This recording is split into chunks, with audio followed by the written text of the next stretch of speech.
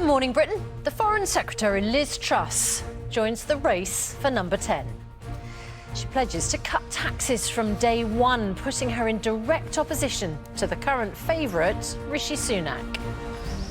And the leadership race is already getting ugly. Dirty dossiers and mucky memos are circulating in Tory WhatsApp groups. And we could have another 7 weeks of this mudslinging before we get a new Prime Minister. Dame Andrea Leadsom, who stood for leader twice, is here to tell us why she's backing Penny Mordaunt to go all the way to number 10. And Tom Tugendhat joins us to tell us why the nation needs a clean start, and he's the candidate to deliver one. UK weather warning. Forecasters say that temperatures could reach record highs as Britain swelter in a week-long heatwave. Heat and sunshine are the name of the game. Today's top temperature, 33 degrees. Into the weekend, we could climb into the mid-30s. We'll have all the details, that and more in Good Morning Britain. Also this morning, from supermodel to supermarket, why Marie Helvin is willing to stack shelves to help her through her retirement from the catwalk. Monday, 11th of July, 2022, live from Television Centre in London. This is Good Morning Britain with Susanna Reid and Ed Balls.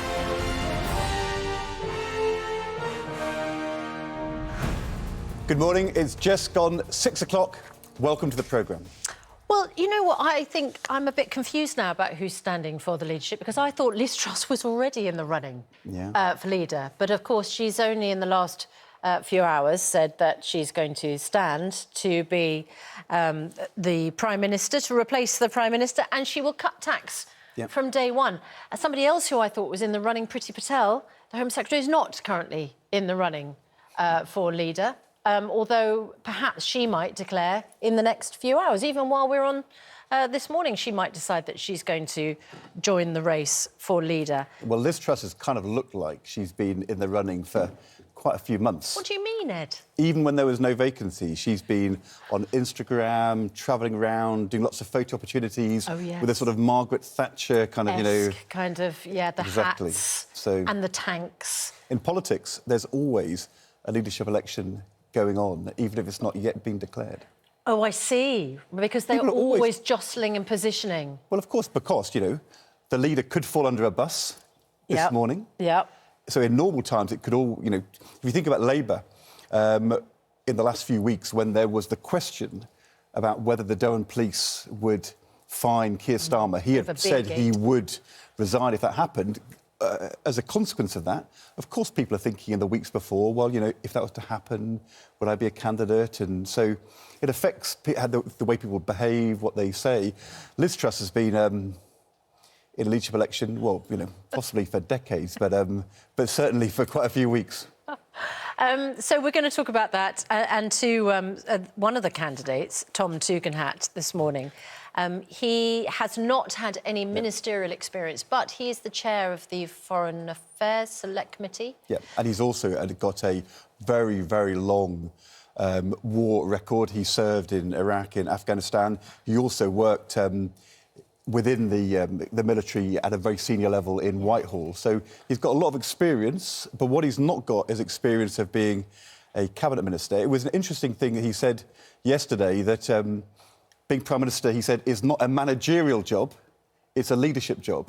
But actually, I think to manage a cabinet with all of those views and egos and opinions and the complexity of issues you have to deal with, quite a bit of management in that. He also said yesterday that he's very used to friendly fire, which is obviously something that He'll get a lot of that. Yeah, exactly, that you experience, as you suggest. Also, that is the real danger, though, for the Conservative Party, because the next few weeks could be a moment to showcase new talent, new ideas, move on from Boris Johnson and all the problems of recent weeks. Or it could be a period in which they tear each other to pieces in public, fall out, big divisions, and also end up saying things which may help them win the leadership election, but then make it much harder later on, because, of course, they aren't in this leadership election appealing to millions of voters around the country.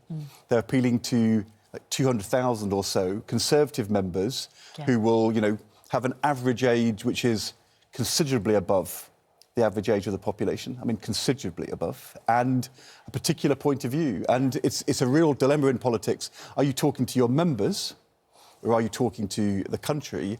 And if they overlap, that's good. And if they become quite separate, then it becomes a bit tougher. Hostage to fortune, yeah. So let's discuss the fact that the Foreign Secretary, Liz Truss, is the latest senior Conservative MP to enter the race, bringing the running total so far to 11 candidates 11. who would like to replace Boris Johnson. The 1922 committee sets out the rules for the contest later today. Conservative commentators are warning that the huge field could lead to tax and integrity. Our political correspondent, Louisa James, is at Westminster. Louisa, the contest hasn't even officially started, but it's already predicted to be the bloodiest in the party's history. Yes, good morning. Talking to Conservative MPs